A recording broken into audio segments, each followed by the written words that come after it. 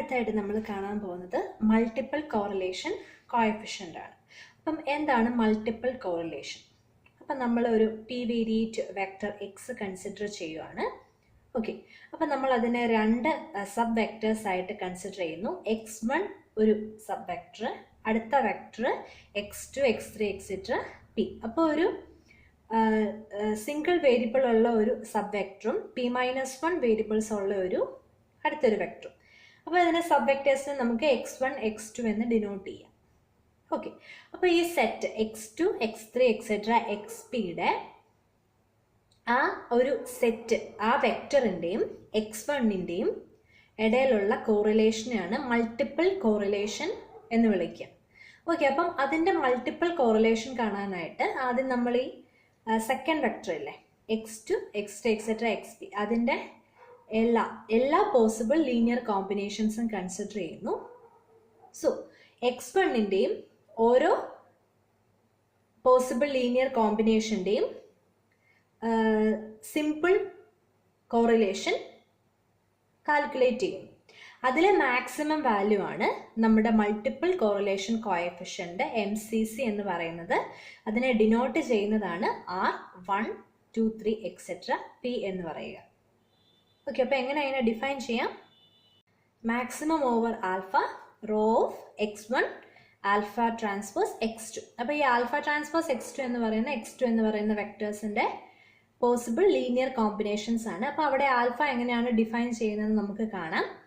Okay, അപ്പം raw എന്ന് പറയുന്നത് സിമ്പിൾ കോറിലേഷൻ ആണ്, കാൽപിയേഴ്സൺസ് കോറിലേഷൻ കോഎഫിഷ്യൻ്റ് ആണ്.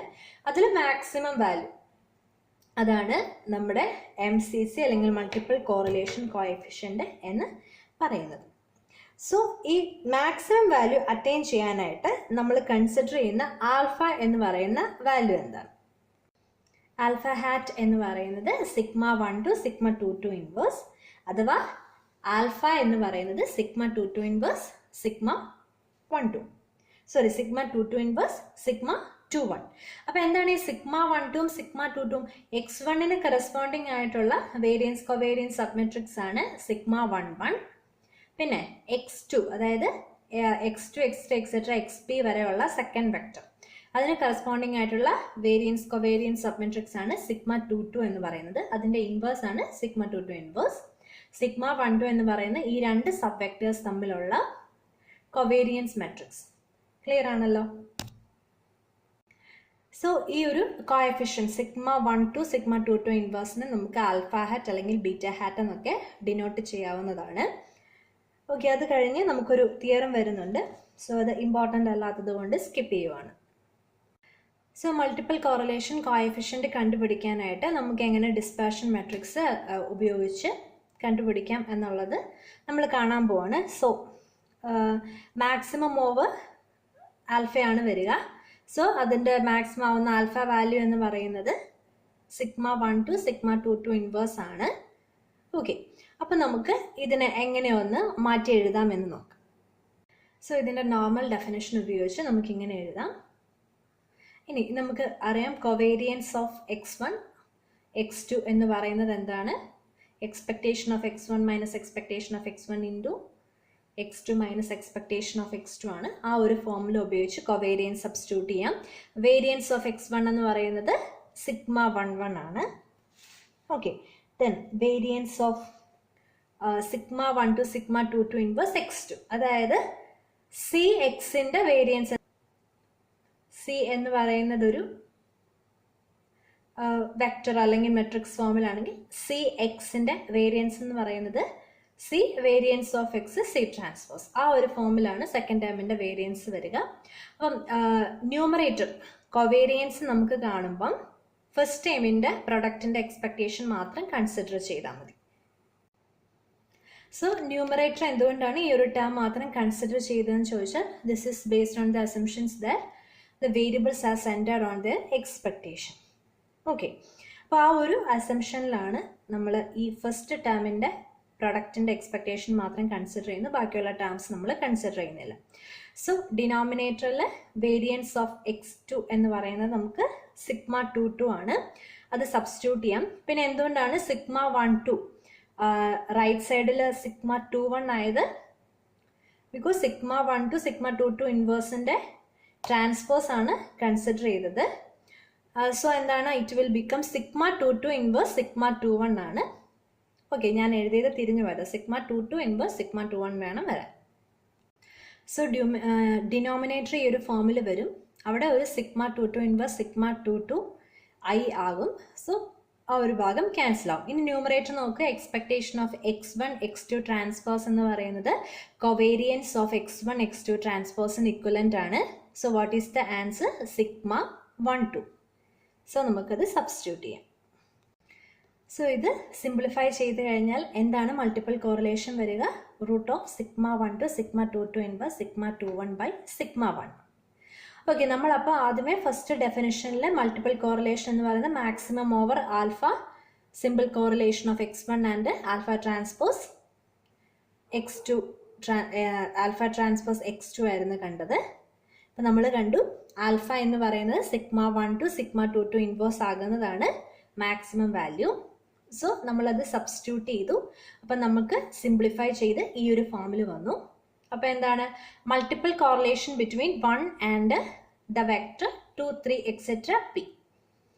അതിൻ്റെ മൾട്ടിപ്പിൾ കോറിലേഷൻ കാണാൻ എന്ത് ചെയ്താൽ മതി? ആദ്യമേ അതിൻ്റെ ഡിസ്പെർഷൻ മാട്രിക്സ് കണ്ടുപിടിക്കുക, അതിനെ ഡിവൈഡ് ചെയ്യുക. Then we have to find sigma 1 1 sigma 1 2 and then sigma 2 2 inverse. Then calculate sigma 1 1 sigma 1 2 sigma 2 2 inverse sigma 2 1 divided by sigma 1 1 and take its square root. Okay, ഇനി നമുക്ക് 1 മൈനസ് ആർ സ്ക്വയർ കാണണമെങ്കിൽ എന്താണ്? R square എന്താണെന്ന് നമുക്കറിയാം അല്ലേ? അപ്പോൾ 1 minus R square കാണുമ്പം sigma 11.2 by sigma 11 എന്നുള്ള ഫോമിൽ കിട്ടും. എന്താണ് സിഗ്മ 11.2?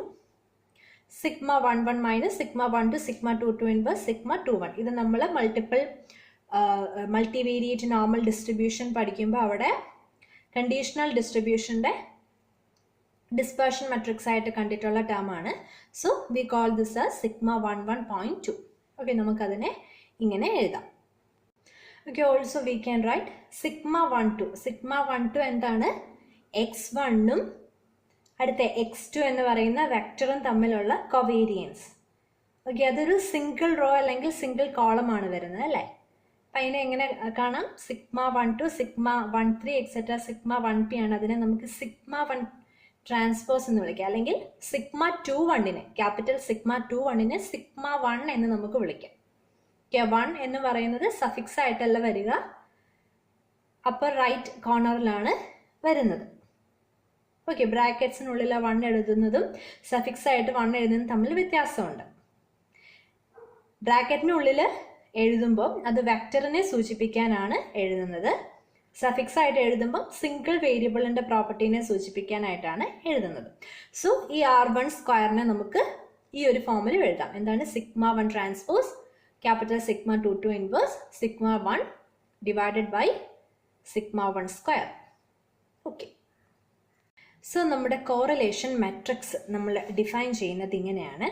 അതിൻ്റെ എല്ലാ ഡയഗണൽ എൻട്രീസും 1 ആയിരിക്കും and all other entries are denoted as rho I J. Okay ആണല്ലോ? ഇനി ഇതിൻ്റെ ചില അതർ ഫോംസ് ഞാൻ കാണിക്കുവാണ്. So if we consider the diagonal entries of the matrix sigma as D. Okay, diagonal entries മാത്രമുള്ള ഒരു മെട്രിക്സ് നമ്മൾ കൺസിഡർ ചെയ്യുകയാണ്. എന്തിൻ്റെ? സിഗ്മ എന്ന് പറയുന്ന ഡിസ്പെർഷൻ മെട്രിക്സിൻ്റെ diagonal entries, all other entries are zeros. So we call this matrix as D and R equal to D raised to minus 1 by 2 sigma D raised to minus 1 by 2. അതിൻ്റെ answer എന്ന് പറയുന്നത് 6 ആയിട്ട് തന്നെയാണ് നമുക്ക് കിട്ടുക.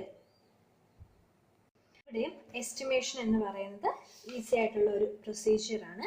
അപ്പം നമ്മൾ എസ്റ്റിമേഷന് വേണ്ടിയിട്ട് പി വേരിയേറ്റ് നോർമലിൽ നിന്ന് ഒരു random sample of size n consider ചെയ്യുവാണ്. അപ്പം ഓരോ യൂണിറ്റ് എന്ന് പറയുന്നത് ഓരോ വെക്ടറാണ്. അപ്പോൾ അതിനെ സബ് വെക്ടേഴ്സ് ആയിട്ട് നമ്മൾ ഡിവൈഡ് ചെയ്തിരിക്കുന്നു.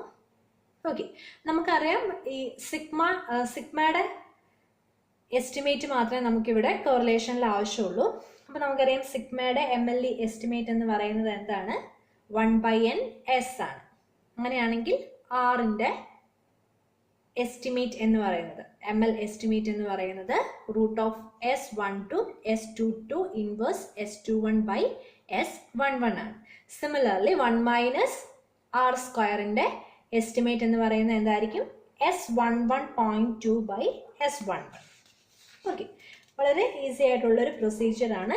അപ്പോൾ അത് ഓർത്ത് വയ്ക്കുക. സോ അടുത്തായിട്ട് നമ്മൾ കാണുന്നത് MCCയുടെ സാമ്പിൾ ഡിസ്ട്രിബ്യൂഷനാണ്. ഓക്കെ, അപ്പോൾ സാമ്പിൾ ഡിസ്ട്രിബ്യൂഷനിൽ നമുക്ക് എന്താണ് വേണ്ടത്? ആറിൻ്റെ ഡെൻസിറ്റി ഫംഗ്ഷൻ എന്തായിരിക്കണം? അപ്പം നമുക്ക് സ്റ്റേറ്റ്മെൻ്റ് ഉണ്ട്. സ്റ്റേറ്റ്മെൻറ്റിൽ നമ്മൾ കൺസിഡർ ചെയ്യുന്നത് ഒരു vector from P variate normal distribution. Okay, നമുക്കറിയാം R12 എന്താണ്, അതിൻ്റെ എസ്റ്റിമേറ്റ് എന്താണ്? ഓക്കെ, എസ്റ്റിമേറ്റ് എന്താണ്? √(s12) (s22) inverse (s21/s11). Okay, അപ്പം അതിൻ്റെ ആ R hat, അതായത് ഈ എസ്റ്റിമേറ്റിൻ്റെ ഡിസ്ട്രിബ്യൂഷനാണ് നമ്മൾ കാണുന്നത്. ഓക്കെ, എസ്റ്റിമേറ്റ് R hat ആണ്. പക്ഷെ നമ്മളിവിടെ ഈസി അപ്രോച്ചിന് വേണ്ടിയിട്ട് R എന്ന് തന്നെ ഡിനോട്ട് ചെയ്യുകയാണ് ഡെൻസിറ്റി ഫംഗ്ഷനിൽ. ഓക്കെ, അപ്പം ആറിൻ്റെ ഡെൻസിറ്റി ഫംഗ്ഷൻ എന്ന് പറയുന്നത് 2R times β1 distribution with parameters p-1/2 and n-p/2. അപ്പം ഇതാണ് നമ്മൾ പ്രൂവ് ചെയ്യാൻ പോകുന്നത്. ഇവിടെ R എന്താണ്? 2Rൽ R എന്ന് പറയുന്നത് എന്താണ്? x1ൻ്റെയും σ12 σ22 ഇൻവേഴ്സ് x2ൻ്റെയും കാൾ പിയേഴ്സൺ കോറിലേഷനാണ്. ഓക്കെ, അപ്പം നമുക്കിത് എങ്ങനെയാണ് പ്രൂവ് ചെയ്യുന്നത് നോക്കാം. ഇതിൻ്റെ പ്രൂഫിലേക്ക് കടക്കുന്നതിന് മുമ്പ് ഒരു കാര്യം കൂടി ഓർക്കണം. സിമ്പിൾ കോറിലേഷനെയും പാർഷ്യൽ കോറിലേഷനെയും അപേക്ഷിച്ച് മൾട്ടിപ്പിൾ കോറിലേഷൻ്റെ ഒരു പ്രധാനപ്പെട്ട പോയിന്റ് എന്താണെന്ന് വെച്ചാൽ ഇവിടെ ആറിൻ്റെ റേഞ്ച് എന്ന് പറയുന്നത് 0 to 1 ആണ്. ബിക്കോസ് നമ്മൾ സ്ക്വയർ റൂട്ടിൻ്റെ ഉള്ളിലെ ടേം പോസിറ്റീവ് വാല്യൂ ആണ്.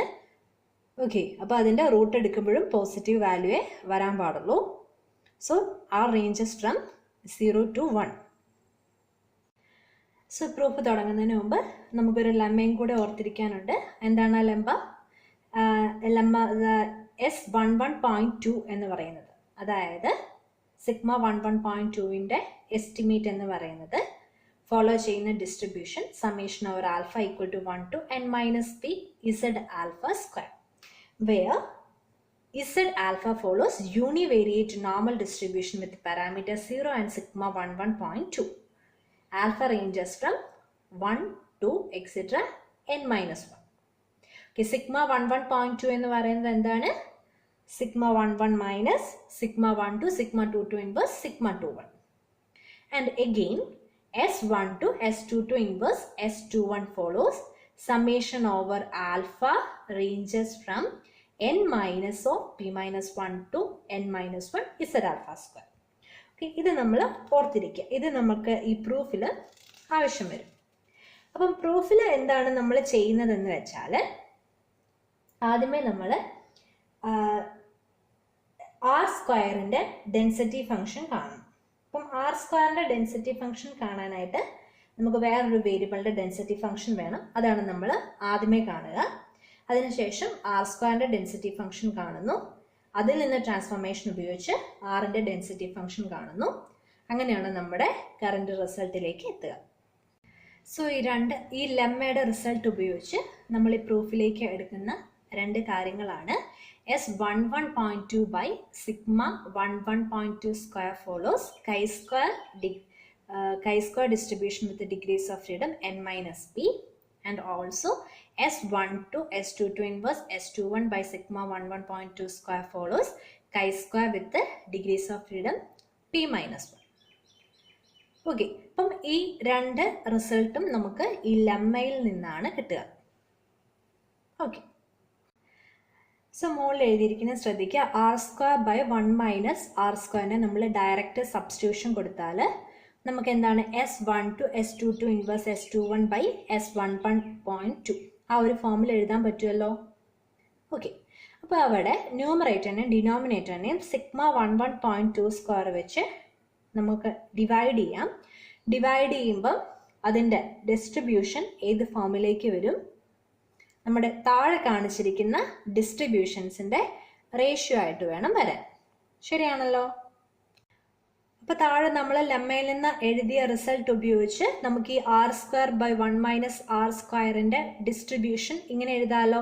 അതായത് രണ്ട് chi² ഡിസ്ട്രിബ്യൂഷൻസിൻ്റെ റേഷ്യോ ആയിട്ട് ഇതിനെ എഴുതാമല്ലോ. ശരിയല്ലേ? അപ്പോൾ ഇതെന്തായി മാറും? നമുക്കറിയാം, രണ്ട് ഇൻഡിപെൻഡൻറ്റ് chi² ഡിസ്ട്രിബ്യൂഷൻസ് ഉണ്ടെങ്കിൽ chi² n1/n1 divided by chi² n2/n2 എന്ന് പറയുന്നത് ഏത് ഡിസ്ട്രിബ്യൂഷനാണ്? എഫ് ഡിസ്ട്രിബ്യൂഷൻ വിത്ത് n1 n2. അപ്പോൾ ഈ chi² p-1ഉം chi² n-pയും ഇൻഡിപെൻഡൻറ്റ് ഡിസ്ട്രിബ്യൂഷൻസ് ആണ്.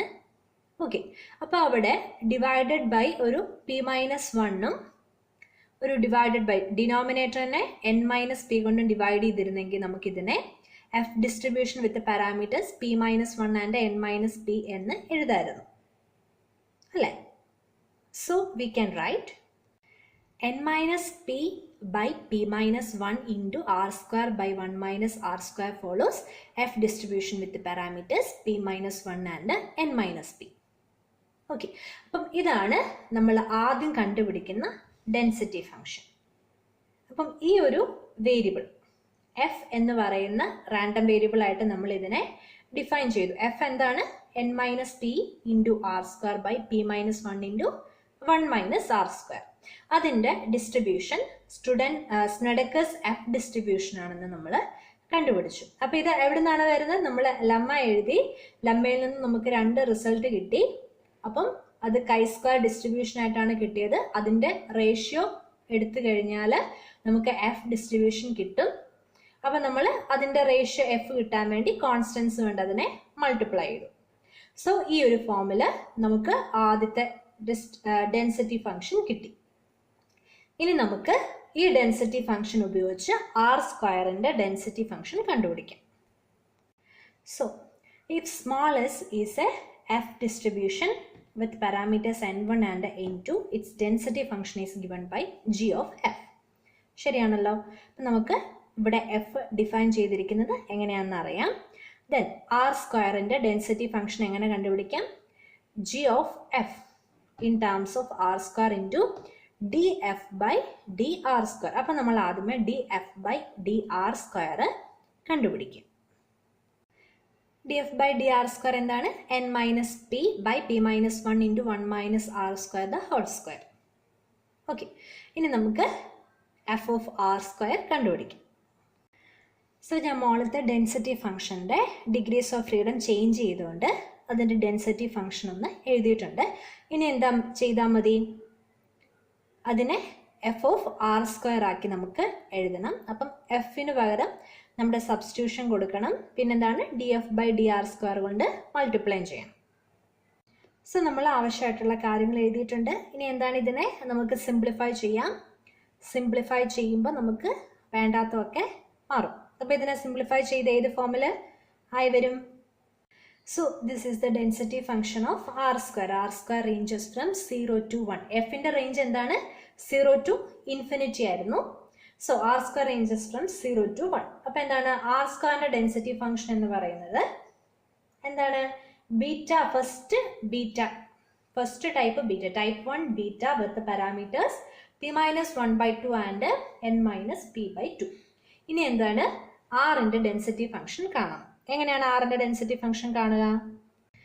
സോ ആറിൻ്റെ ഡെൻസിറ്റി ഫംഗ്ഷൻ കാണാൻ വളരെ ഈസിയാണ്.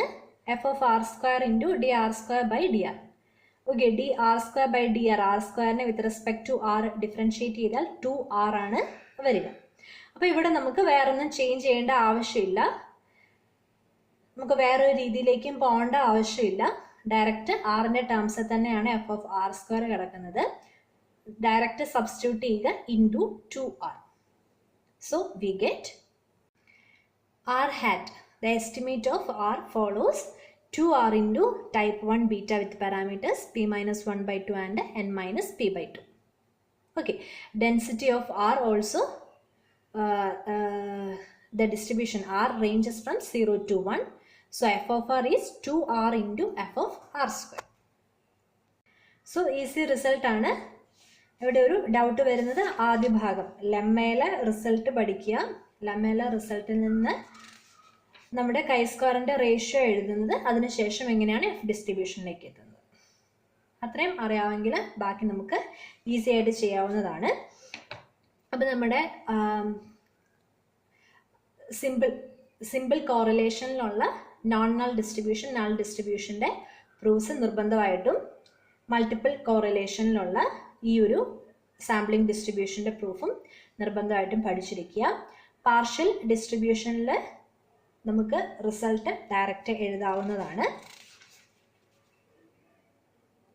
സോ ഈ ഒരു പ്രൂഫിൽ നിന്ന് നമുക്ക് കിട്ടുന്ന മറ്റൊരു റിസൾട്ടാണ് എന്താണ്, R square hat by P minus 1 divided by 1 minus R square hat by N minus P follows F distribution with parameters P minus 1 and N minus P. അപ്പോൾ ഇതാണ് നമ്മൾ എൻ സി സിയിലെ ടെസ്റ്റിന് വേണ്ടിയിട്ട് ടെസ്റ്റ് സ്റ്റാറ്റിസ്റ്റിക് ആയിട്ട് ഉപയോഗിക്കുന്നത്. അപ്പം test for M C C നോക്കുക.